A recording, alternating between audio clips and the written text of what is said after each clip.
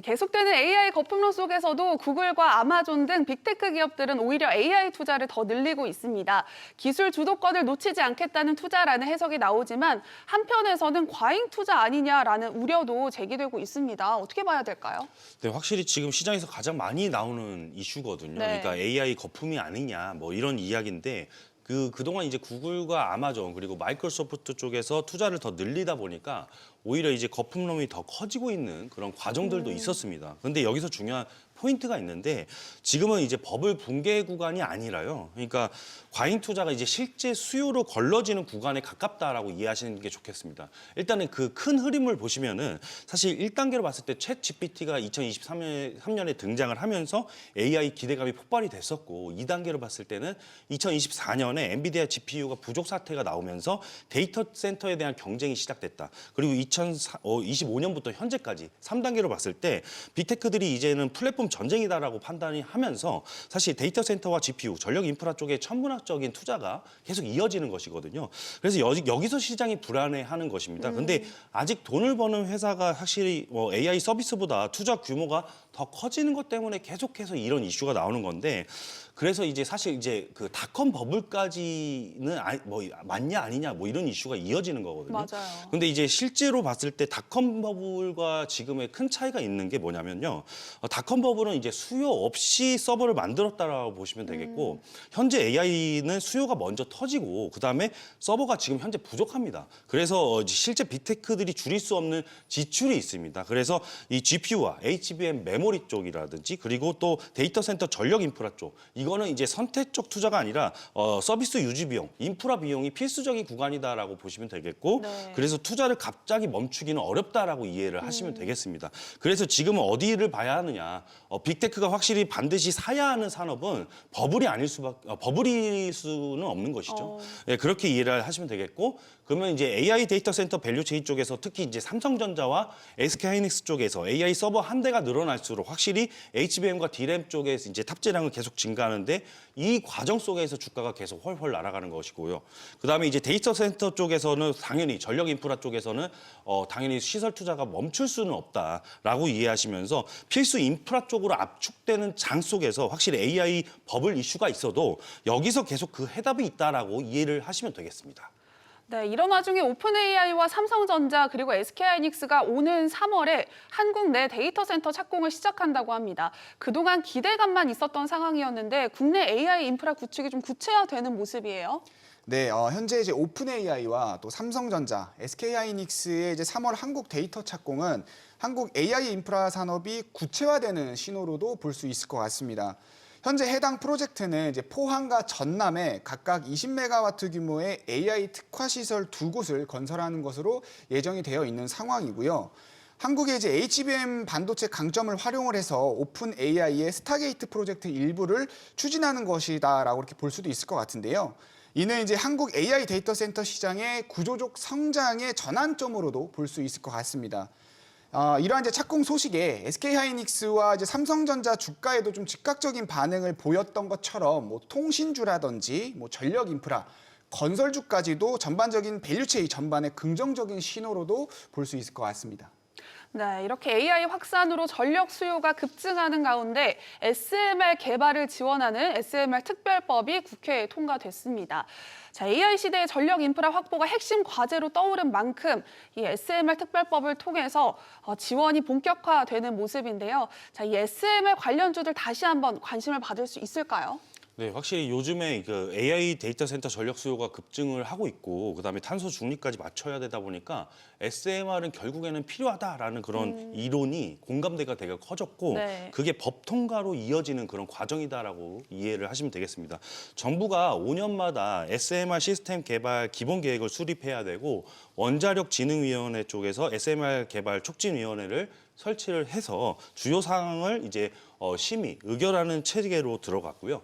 SMR 특구를 만들어서 신학연 협력을 통해서 개발을 빠르게 지원한다는 그런 그림도 담겼습니다. 그리고 과기정돈부는 이제 2030년까지 3대 국산 SMR 노형 핵심 기술 설계에서 1.2조 원을 투자한다라는 그런 계획도 같이 언급됐었죠. 그래서 한마디로 이제부터는 말뿐만이 아니라 자금과 조직 그리고 계획이 붙은 겁니다. 그래서 SMR이 필요하다라는 그런 스토리가 글로벌에서 계속해서 커지고 있는 지금 우리도 원자력에 대한 안전위원회가 확실히 SMR 규제 체계 구축에 대한 로드맵을 발표했다라고 보시면 되겠고 2030년까지 5년간 단계적으로 이제 개편하겠다는 그런 방향을 제시했다는 점입니다. 그래서 법과 규제 이게 같이 움직인다. 이게 바로 시장에서 가장 좋아하는 그런 조합이라고 보실 수가 있겠어요. 그래서 지금 관련주들의 주가가 계속 변동성이 나고 있고 지금도 우상향 구조가 계속 나오고 있는 것이다라고 이해하시면 되겠습니다. 네, 자, AI 거품론 속에서도 빅테크들의 투자 경쟁은 더욱더 거세지고 있습니다. 국내에서도 AI 인프라 구축이 본격화하는 모습인데요. 더 자세한 내용이 필요하신 분들은 카카오톡 채널에 주식의 발견을 검색하셔서 채널 추가하시면 자문역들에게 더 많은 내용 만나보실 수 있습니다. 자, 이렇게 AI 확산으로 전력 수요가 급증하면서 국내 전력기기 기업들 대표 수혜주로 떠오르고 있습니다. 최근에는 이들 기업을 두고 슈퍼을이라는 표현까지 나오고 있는 상황인데, 자, 갑도 아니고 을이긴 을인데 슈퍼을이라는 건 또 어떤 의미일까요? 뭐 을이 아닌 을이라는 거죠. 네. 네.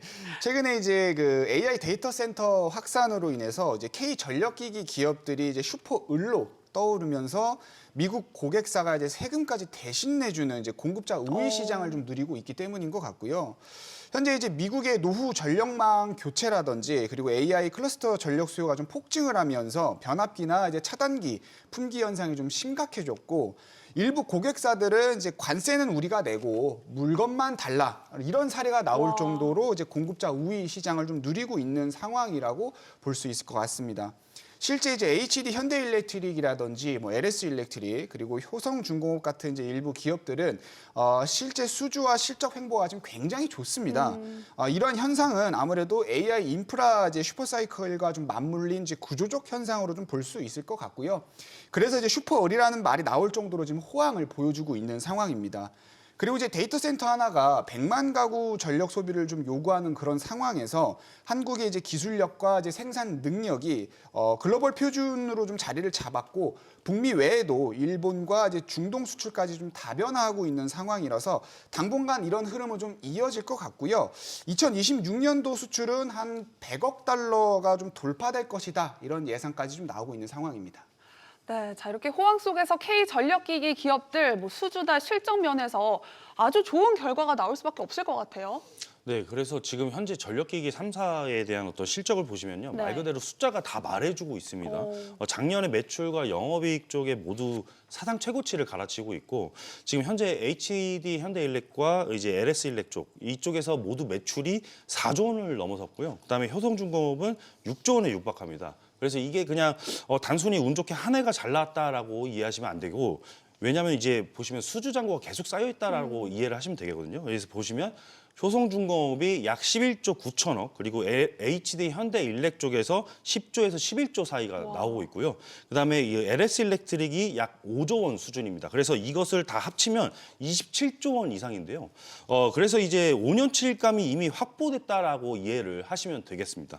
그리고 심지어 수주가 더 붙는 배경도 최근에 있었죠. 그게 뭐냐면 작년 하반기부터 미국에서 765kV급의 초고압 송전망 쪽에서 확실히 신규 건설 계획이 확정이 되면서 관련 변압기 쪽의 발주가 본격화됐다는 점이 확실히 수주가 계속 이어지고 있구나라고 이해하시면 되겠습니다.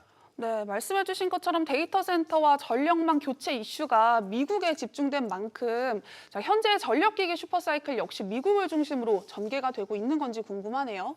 네, 물론 이제 AI 데이터 센터 증설과 노후 전력망 교체가 좀 동시에 진행되고 있는 미국이 가장 강한 수요를 보이고 있기는 하지만 유럽 역시도 에너지 안보 강화와 또 재생에너지 확대에 따른 이제 송전망 투자 증가가 좀 이어지고 있는 상황이고 중동 역시도 이제 신도시 개발과 이제 대규모 산업과 이제 전력 인프라 프로젝트가 좀 진행이 계속해서 되고 있는 상황입니다.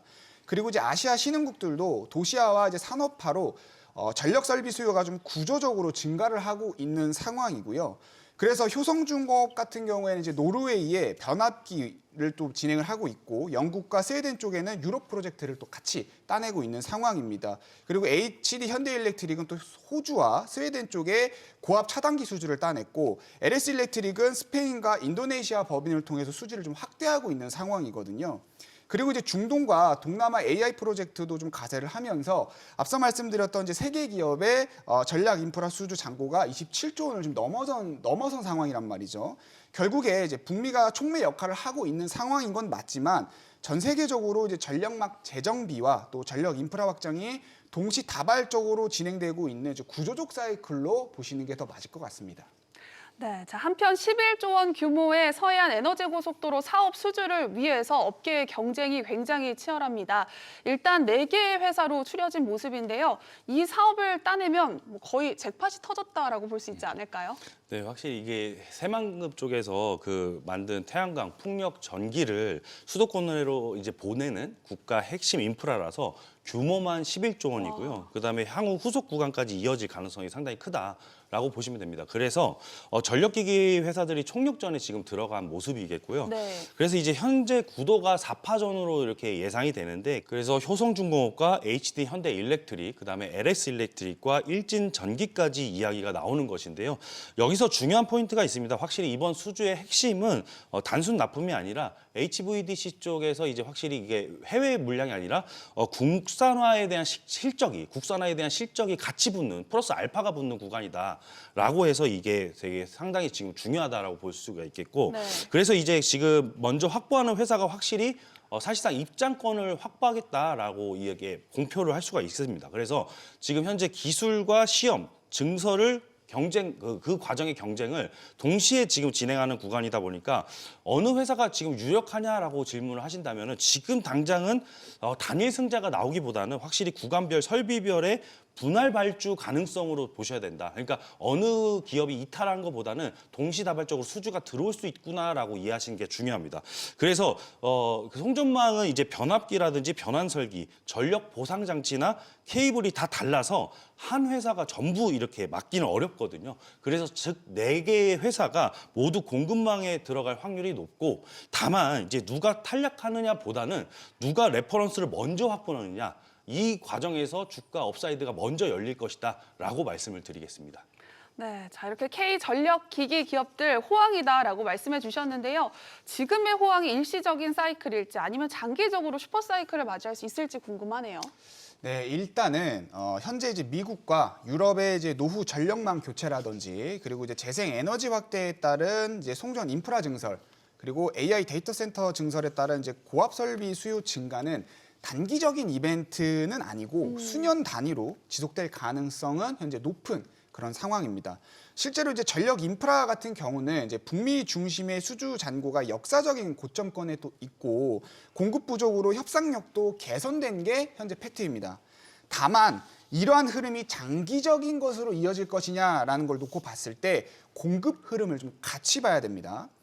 전략기기 산업은 이제 설비 투자 사이클에 영향을 받는 산업이고요. 현재는 이제 공급 부족과 하이퍼스케일러들의 공격적인 투자 그리고 긴 납기가 좀 맞물리면서 슈퍼사이클의 흐름을 보이고 있기는 하지만 네. 글로벌 증설이 좀 본격화되면 공급이 완화되는 시기가 또 올 거고 그리고 AI 투자가 둔화되는 시기도 올 겁니다. 다만 이제 분명한 건 투자 관점에서는 분명히 좀 주목을 해봐야 된다라는 겁니다.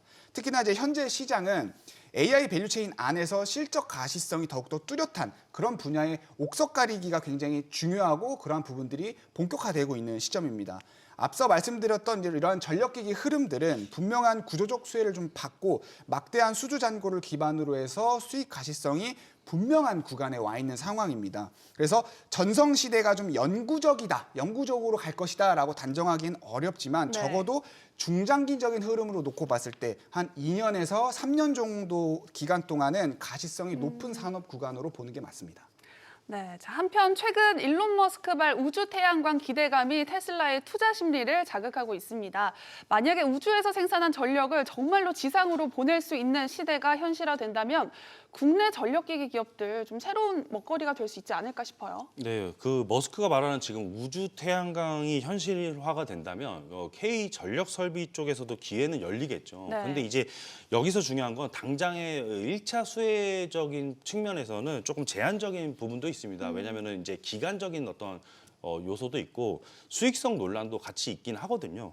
그런데 이제 그 우주에서 전기를 만들었다고 이제 끝이 아니라 K 전력 쪽에서 왜 수혜가 있냐면 그 전기를 지상 전력망 쪽에서 연결을 해야 되기 때문에 수혜가 있는 것인데 결국 핵심은 HVDC 쪽, 그 초고압 직류 쪽 변환소와 여기에 더해서 초고압 변압기, 여기에 더해서 또 송전 인프라까지 셋업이 돼야 되는 겁니다. 그래서 한국에서는 효성중공업과 HD 현대일렉 그리고 LS일렉 쪽에서 확실히 HVDC와 변압기 라인이 중장기 옵션으로는 가장 자연스럽고 일진전기 같은 이제 케이블 송전 쪽도 하부 공급망으로 묶일 수는 있습니다. 그래서 시계열은 길기 때문에 일단은 이런 이론은 있다라고 알아주시고 그다음에 현 시점에서는 우주 태양광이 아니라 지금 현재 진행 중인 HVDC 쪽에 그리고 또 재생에너지 그리드 쪽의 수주가 본체이고 그다음에 우주 태양광은 추후 미래의 옵션성으로 조금 열어두시는 그런 전략을 취해 주시는 게 좋겠습니다. 네, 업종과 종목 분석이 필요하신 분들 지금 바로 카카오톡 채널에 주식의 발견을 검색하셔서 채널 추가하시면 자문역들의 세심한 분석과 함께 관련 종목의 리포트까지 받아보실 수 있습니다. 자, 이번에는 최서호 자문역의 전력기기 금운동 종목 알아볼 텐데요. 먼저 동메달부터 바로 공개해 주시죠. 네, 우선 동메달은 LS 일렉트릭입니다. 네. 이 LS 일렉트릭이라는 이 회사는 AI 인프라 확대 흐름 속에서 전력 인프라의 확실한 핵심 수혜주라고 말씀을 드릴 수 있을 것 같습니다. LS 일렉트릭의 가장 큰 장점은 이제 AI 전력 수요 증가와 좀 직접 연결되는 사업 구조 때문인데요. AI 데이터 센터는 일반 산업보다 훨씬 높은 전력의 안정성과 또 직류 기반의 설비를 요구를 하는데 당사는 이제 배전반과 이제 변압기뿐 아니라 직류 전력 설비와 또 HVDC까지 아우르는 포트폴리오를 함께 가지고 있는 기업입니다. 다시 말해서 발전 이후의 전기를 보내고 분배하는 구간에서 핵심적인 기술과 인프라를 보유하고 있는 그런 기업이다라고 말씀을 드릴 수 있을 것 같은데요. 그리고 당연히 이러한 이제 강점은 수주장고 기반의 이제 실적 가시성으로도 나타나주고 있는 상황이고요. 특히 이제 11조 원 규모의 이제 서해안 에너지 고속도로 같은 이제 HVDC 사업은 회사의 직류 기술 경쟁력과 직접적으로 연결되기도 합니다. 네, 동메달은 LS 일렉트릭이었습니다. 은메달 종목도 궁금한데요. 어떤 종목일까요? 네, 은메달은 현대건설입니다. 네. 현대건설은 일단 이제 대형 원전과 SMR을 동시에 좀 수행할 수 있는 EPC 역량을 좀 이미 확보를 하고 있는 회사다라고 말씀을 드릴 수 있을 것 같은데 여기서 얘기한 EPC는 쉽게 말해서 이제 설계부터 이제 자재 구매 그리고 공사 완공까지 전 과정을 한 회사가 책임지는 방식이다라고 이해를 해주시면 좋은데요. 미국 팰리세이즈의 이제 SMR은 2026년 상반기 시공과 함께 또 계약 체결이 좀 기대가 되고 있는 상황이고 또 페르미 이제 마타도르 원전 역시 연내 EPC 본계약 가능성이 언급이 되고 있는 상황입니다. 결국에 이제 해외 대형 원전 시장에서 실질적인 이제 수주 가능성이 존재한다라는 의미로 볼 수 있을 것 같은데 그리고 이제 원전뿐만 아니라 이제 국내에는 2건 또 해외 2건의 데이터 센터 수주가 또 가시권에 있는 상황이고 전력 수요 증가 국면에서는 이제 원전과 그리고 이제 데이터 센터 그리고 신재생과 전력 인프라까지 확장 가능한 포트폴리오를 갖추고 있는 기업이다라고 말씀을 드릴 수 있을 것 같습니다. 결국에 현재 전력 인프라의 구조적 성장이 기대되는 현재 시점에서 전력 인프라 전반을 아우르는 EPC 수행 능력이 굉장히 높은 기업이다라고 볼 수 있을 것 같고 올해는 이제 단순 건설주라는 그런 인식을 넘어서 에너지 인프라의 EPC 기업으로 인식 전환 가능성이 굉장히 높고 이를 통해서 밸류에이션 재평가 가능성도 높기 때문에 주가 상승에 대한 기대감도 당연히 좀 같이 가져가 볼 수 있는 종목이고 현재 시점에서 반드시 한번 주목을 해봐야 되지 않나 이렇게 정리해 볼 수 있을 것 같습니다. 네, 은메달은 현대건설이었습니다. 자, 이제 여러분들이 가장 궁금해하실 만한 금메달을 알아볼 시간인데요. 금메달의 종목명은 방송에서는 공개되지 않습니다. 오직 카카오톡 채널에서만 공개해드리고 있습니다. 지금 바로 카카오톡 채널에 주식의 발견을 검색하셔서 채널 추가하시면 금메달 종목의 종목명 바로 확인하실 수 수 있습니다. 자, 이제 힌트를 한번 들어볼까요? 네, 이 회사는요. 네. 일단 미국 현지에서 이제 초고압 설비를 좀 직접 생산할 수 있는 공장을 좀 보유를 하고 있고요. 미국 내 이제 누적 설치 물량의 상당 부분을 이제 공급해온 레퍼런스를 가지고 있습니다. 이건 다르게 말하면 이미 대형 전력망 프로젝트에서 반복적으로 검증된 공급자라는 겁니다. 이게 투자 관점에서 굉장히 중요한 맹점인데 이게 왜 중요한지 잠시 후에 말씀드릴 거니까요. 방송 끝까지 시청해 보시면 좋을 것 같습니다.